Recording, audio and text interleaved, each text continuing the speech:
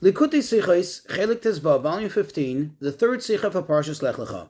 In this Sicha, we're going to learn the contrast between the first three Parshiot, Bereshis, Noach, and Lech Lecha, and also the contrast between Noach, Avrohom Avinu, and Moshe Rabbeinu, and how this all fits in, how this all applies in our day-to-day life. As an introduction, just it's worthwhile to remember that all the Parshas we have in the Torah were all divided by HaKadosh Baruch Hu, by Hashem himself, and passed on to Moshe and from him to us. And therefore, there must be a reason for the division, the way the Parshas are divided, and the various episodes as they are divided in the narrative in this particular Parsha, that must be also telling and have a lesson in itself. Another thing that is worthwhile to remember as we learn the Sicha is the concept of the number 3, the aspect of 3. In fact, many of us say it in the morning before we start our formal davening. In the morning, we say that when there's shnei chsuvim achishim zeh, when there's two, let's say, verses or two aspects that seem to contradict one another, then comes the kosuv hashlishi, comes the third verse, comes the third agent, so to speak, umachriya b'neim, and reconciles between them. And in fact, to connect two opposite things, you need to have a third agent which connects the two. Think of two pieces of wood, where you take a nail or you take a little glue and you bring it together. So that's the power of 3. Another thing that's worthwhile mentioning before we begin the Sicha, in Gemara and Avodah Zarah and Sanhedrin, it makes a statement on the Eliyahu, in the name of Eliyahu Hanavi, that the world is for 6,000 years, and is divided in the following 3 groups. The first 2 years, Beis Alofim Toyu, was chaos, as we see it. The second set of 2,000 is the time of Torah, and the third set of 2,000 is Yemois HaMashiach, the days of Mashiach. So let's go into the actual Sicha. The Rebbe quotes a famous saying from his father-in-law, the previous Rebbe, which actually is also quoted in the Hayom Yom. The Frierdiker Rebbe quotes his father, the Rebbe Rashab, who said the following: Parshas Bereshis is a Freiliche Parsha. The first portion of the Torah is rather a happy, a joyous Parsha overall, because Hashem creates the world and all its creations. However, the end is not so pleasant. Why? Over there already mentions the fact that mankind sinned and the world was totally corrupted. But still, in general, it's a pretty happy Parsha. Parshas Noach, however, the second Parsha in the Torah, that's already about the Mabul. That's already about the flood. It's a zera kalamut nevoch. It's a very gloomy, depressing week. However, the end of the week is a happy one, because already at the end of Parshas Noach we read about the birth of Avrohom Avinu. Then the Rebbe Rashab continued, Parshas Lech Lecha is the true happy, is the real happy Parsha. Why? Because the entire week we're engaged with, we quote, live with Avrohom Avinu, who was the first one to have self-sacrifice to spread godliness in the world. Now, from the fact that, says the Rebbe, from the fact that he says that Lech Lecha is the true happy Parsha, that means that even the part of Bereshis which is happy, which he said, it's overall a happy Parsha, or even the end of Noach, which is also happy, it speaks of the birth of Avrohom, but that's not true happiness. Now, it's obvious why. Because the Parshas are all one theme. They all connect. Remember, we said in the introduction, everything that appears in a Parsha obviously has a connection. Obviously connects to the rest of the Parsha. Otherwise, Hashem wouldn't put it in that particular Parsha. So it's obvious that even the happiness that's in Bereshis also somewhat associate with the unpleasantness that's in Bereshis. And likewise, the happiness that's in, the pleasantness that's in Noach also somewhat associates and connects to the unpleasantness of Noach, and therefore it's not true happiness. Says the Rebbe, we need to understand. We need to have some clarification here. It would seem that the division is wrong.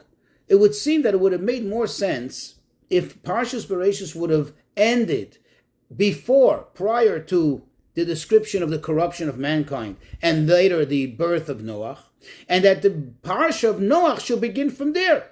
In other words, Bereshis should have been all happy. Noach should have been, just talking about the corruption of mankind, the deterioration of the world, and thus the resulting flood, the punishment of it. And then the birth of Avrohom should have not appeared at the end of Parshas Noach, but rather perhaps in the beginning of Lech Lecha. Why is the division the way it is? So the Rebbe says the general explanation for it, the general answer is as follows. As the Gemara says, quote, with Avram Avinu began the second phase, the second chapter of the existence of the world, that is the 2,000 years of Torah. In other words, Avram Avinu was the first one that began to prepare the world for Torah by him spreading godliness in the world. Now, what is the giving of the Torah? What did the giving of the Torah accomplish? As we know from other midrashim, the modern Torah accomplishes that it made a connection. It was mechaber the elyonim and the tachtonim. It connected the elyonim, literally translated, the upper ones, with tachtonim, with the lower aspect of things, or the spirit and the matter. So Lech Lecha is the theme of connecting these two things, of bringing the elyonim and the tachtonim and bringing it together. And in fact, that is also hinted in the fact that Lech Lecha is the third parsha. It has the element of three, the power of three, that it's able to connect two different things and in fact, two opposite things. Whereas Bereshis is a creation of the world that comes exclusively from where? In other words, what brought about the creation of the world? There was no tachton, there was no lower element to be able to affect it. It all came from above. And therefore, that is associated, Bereshis is exclusively from the aspect of Elyonim. Noach, already the focus is on the Tachtonim, because the focus is on the corruption of the world, but most specifically, the Sichos HaTachton, the purification and the elevation of the lower world, of this world, of the Tachton. It was elevated, was purified by the Mabul. Then comes Lech Lecha, the third, the aspect of three, through Avram Avinu, and begins to connect these two, the Elyon and the Tachton. And now we can have a better understanding, a better appreciation, why Parshas Noach begins not with the birth of Noach, the corruption of man and the birth of Noach. In other words, not from the end of Parshas Bereshis, but rather it begins with Eile Toildos Noach. These are the offspring, these are the births of Noach. Why? Because the sages tell us, the Chachamim tell us that Toildos Noach means what? The Toildos of Tzaddikim, the quote, offspring of Tzaddikim, that's their good deeds. Hear the word deeds, actions. In other words, since Parshas Noach, the second Parsha, the focus, the main drive is on the Tachton, on the lower element. Therefore, it had to speak about only the Tachton. The fact that Noach was, quote, born, and the fact that it says over there, Noach found favor in the eyes of Hashem, that all is still relevant to the Elyon. That all comes from the aspect, so to speak, of the Elyon. That comes from the power of the Elyon, of the one above, of the higher levels. But Noach is where it begins. Eile Toildos Noach. These are the actions, these are the offspring, meaning the deeds of Noach. And likewise with Lech Lecha. The part where Avram Avinu is born, the part where Avram Avinu is, ascends to the world, that is mentioned at the end of Noach. Because even after his birth, and even after he began his activities, his various activities of spreading God's name into the world, yet it still did not have, quote, the power of three, that power of connecting the Elyon and Tachton, or in other words, the power of preparing the world for Matan Torah. Why? Because only when he turned 75, in this week's Parsha, when Hashem says to him, Lech Lecha, that's when the formal preparation for Matan Torah was set into motion. Until then, it was still Avram Avinu, albeit the great Avram Avinu, one who has Mesiras Nefesh, self-sacrifice to spread God's name in the world, but still, it was all a continuation. It was all like a prologue to what began in the times of Noach, the process of purifying the Tachton. In other words, the focus is on the Tachton. Beginning with Lech Lecha, when he's 75 years old, that's when the focus goes on the, quote, preparation for Matan Torah, bringing the Elyon and the Tachton together. So in order to better understand this, says the Rebbe, the connection between Lech Lecha and Matan Torah, specifically, and the preparation for Matan Torah, we'll understand it better by introducing a medrash. There's a medrash on the Pasuk Lech Lecha that associates the idea of Lech Lecha, Me'artzecha, Hashem telling Avrohom Lech Lecha, associates it with what happens later on in Avrahom's life, where Avram Avinu stands before Hashem and pleads to spare the people of Sodom. That, in other words, that the fact that he was able to ask and to plead from Hashem, to have compassion even on the wicked ones, even on the sinners, that sets him apart from Noach. That's what makes him unique, and thus the beginning of Lech Lecha, a new era sets in. The question is, that's fantastic, but there is a Zohar on this which seems to cast a dark cloud over this. The Zohar says something very interesting. In this contrast between Noach and Avram, where Noach did not pray for the sinners, whereas Avram Avinu did, and this is what the Medrash points out, this is what makes Avram so special, that he is told by Hashem, Lech Lecha, but still it's not the ultimate. It's not the most optimal, so to speak, because the Zohar says that compared to Moshe, Avram did not behave, so to speak, properly. In other words, he didn't do the optimal thing. Because by Moshe Rabbeinu, Moshe went out, not only did he pray for the people as they were perhaps connected to tzaddikim, but he actually prayed for them even as they were Rishayim. If you recall in the prayer, what did Avram Avinu say? He said, please spare them if you can find some tzaddikim. And the fact is, when they weren't able to find tzaddikim, what happens? Avram backed off. But Moshe, what he did was, he was ready to endanger his life, to give up everything. He said, if not, erase me from your book. If what? If you don't forgive them. Them is who? The sinners themselves. Not because of the tzaddikim, not because of anyone or anything else, but because of them themselves.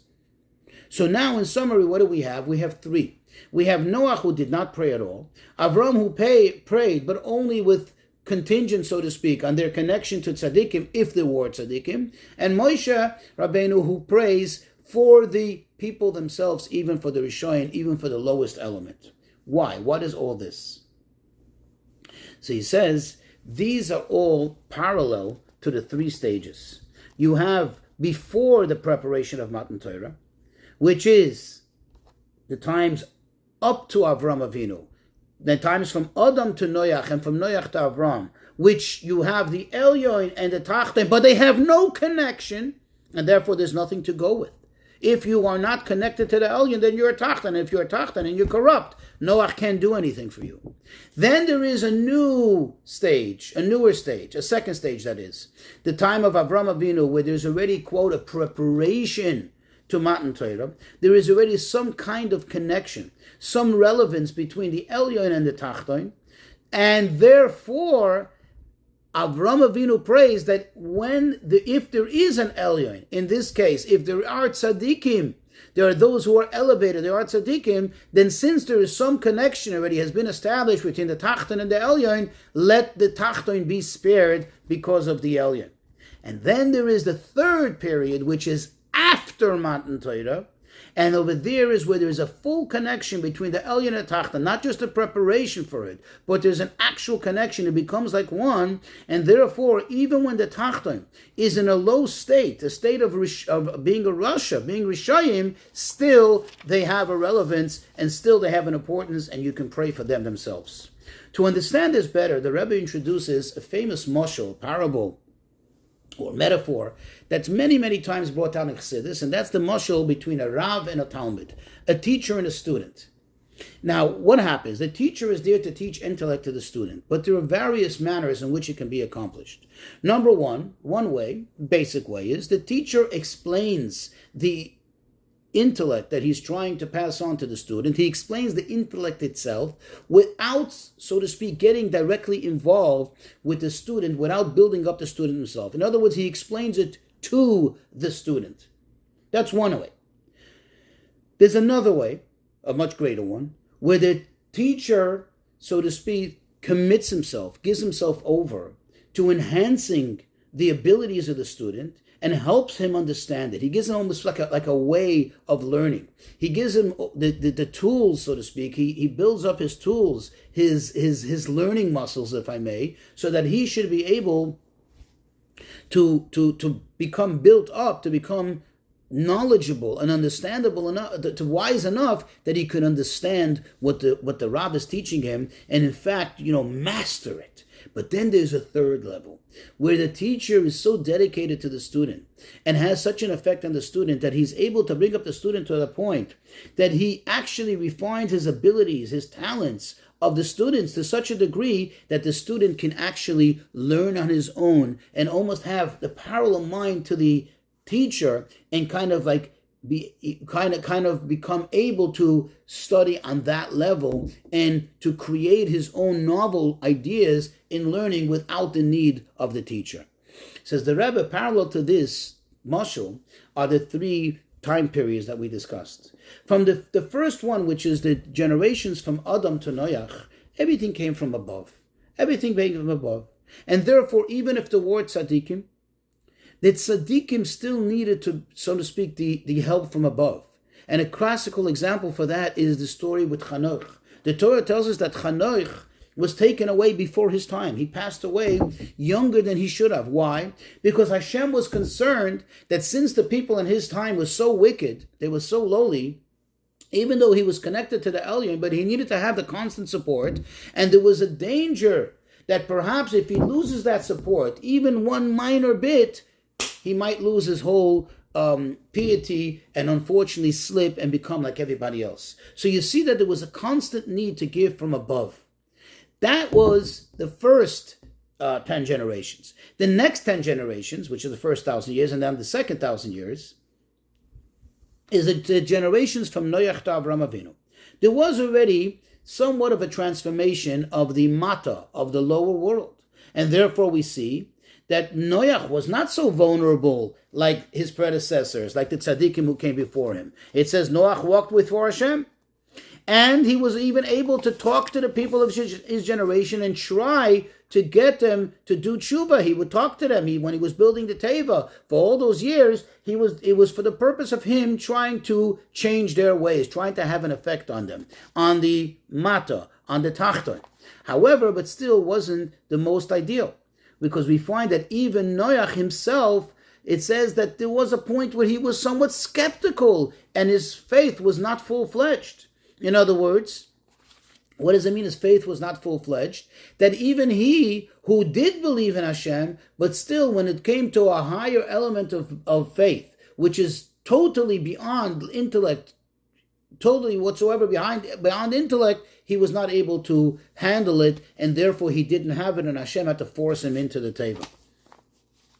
And this is parallel to the second manner, the second aspect in the mashal and the parallel, where you have the student who his ability to understand the teacher's teachings, not only to understand it but to master it, is enhanced. That means his own inner capacity is brought to a point that he's able to really understand it, he's able to master it, but still it's not the ultimate. Then you have Avrohom Avinu, where he had already the advantage of the third stage, so to speak, in the parallel, in the parable, where from the one hand, he reached such a high level of faith in Hashem that he reached it on his own, from his own intellect. You see, from his own intellect he reached it. But on the other hand, that means all those years that he was working on it, as the Rambam explains in detail, how he came about to believing in Hashem, in one God.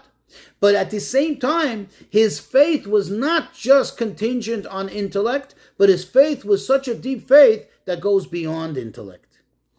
And you see this also in the way he spread godliness in the world. He took the highest aspects of faith and godliness, that which is beyond intellect, and he explained it to whom? To the simplest of people. He brought it down to their level, that they too could also come to believe in Hashem. Now, all of this, meaning this mashal, this parable, and how it parallels to the three Parshas, to the three time periods, again, from Adam to Noach, from Noach to Avrohom, and from Avrohom on, that all still is before Matan Torah. This is before the Torah was given. Because you see, and it still, in other words, has somewhat of a limitation. Because even in the third manner of the parable, in the mashal, there still is some connection between the Rav and the Talmud. In other words, there's still a pre-existing connection. Because the only way the Rav, this is the teacher, can affect the student is only if the student had somewhat of a capacity, had some intellectual capacity, albeit smaller than the teacher's one, and therefore the teacher has to build him up, has to bring him up, has to elevate him and bring him to a point that he's able to be like him, which is a tremendous feat, but still there was something to work with. There was some kind of relationship, albeit a very small one, and he just needed to do is to develop it, to cultivate it. However, when you look at the Elyon and the Tachton, meaning the upper worlds, the spiritual, and the lower worlds, the material, the matter, the physical worlds, which prior to Matan Torah, there was no whatsoever relationship at all. And therefore, even Avrohom Avinu, when he was preparing the world, he tried to prepare the world for Matan Torah, yet there was still some disconnect, there was still some distance between the two, and therefore the connection which comes after Matan Torah, the connection which comes through Moshe Rabbeinu, is far beyond and unparalleled to anything that was there before, even in the time of Avrohom Avinu. Why? Because Matan Torah came from the Hashem, directly from Hashem, from the infinite. And therefore it's able to connect two things which have really no commonality. There was nothing to connect the two, and he's able to bring the two together. And therefore we find, Noach did not daven because there was no connection. Avram davened, but only for those who had somewhat of a connection. Moshe Rabbeinu is meaning to have a connection to tzaddikim, to the Elyon. Moshe Rabbeinu is able to pray even for the Tachton, as it is a Tachton and as it is a very coarse Tachton. How do these four modes connect and apply to our Avodah? So let's take the first one, where everything is just exclusively mitzad l'mayla, comes from above. And that is basically when somebody is focused on doing Torah mitzvahs, but only for themselves, only to enhance their soul. In other words, it's all for themselves. There is no involvement, no concern, so to speak, about the world around them.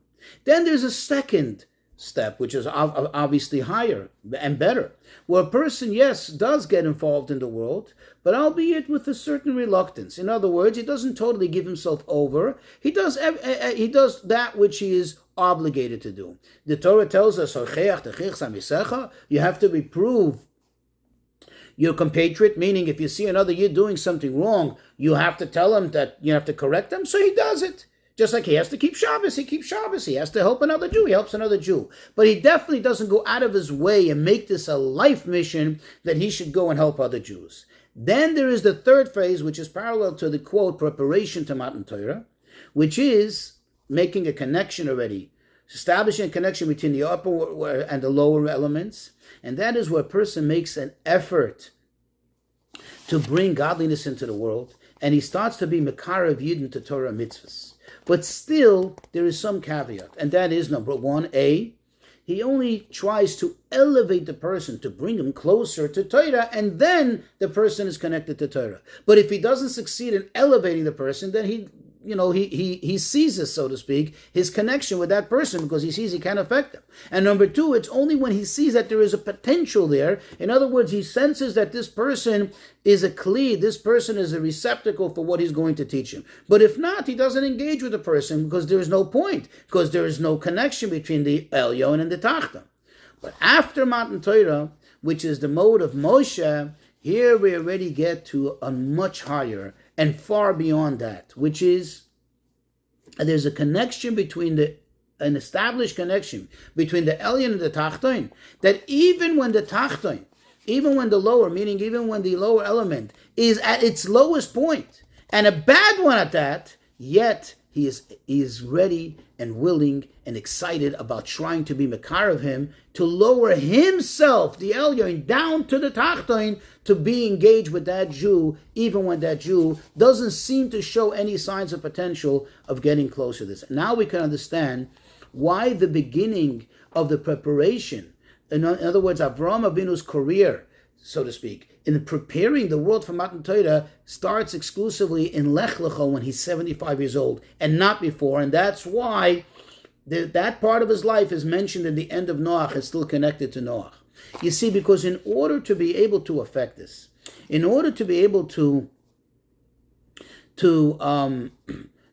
bring these two things, Elyon and Tachten, together, this avodah has to, of really making a dir lo yizborach, of making this place an habitable place for Hashem, making this world, that is, an habitable place for Hashem, this cannot come from your own perspective. This cannot come from your own initiative, so to speak. This has to be, because then there is something lacking, because if it comes from you, there is still that element of a resistance, if I may. There's a finite resistance that will not allow it to totally become absolutely connected as it's supposed to be, as it happened after Matan Torah.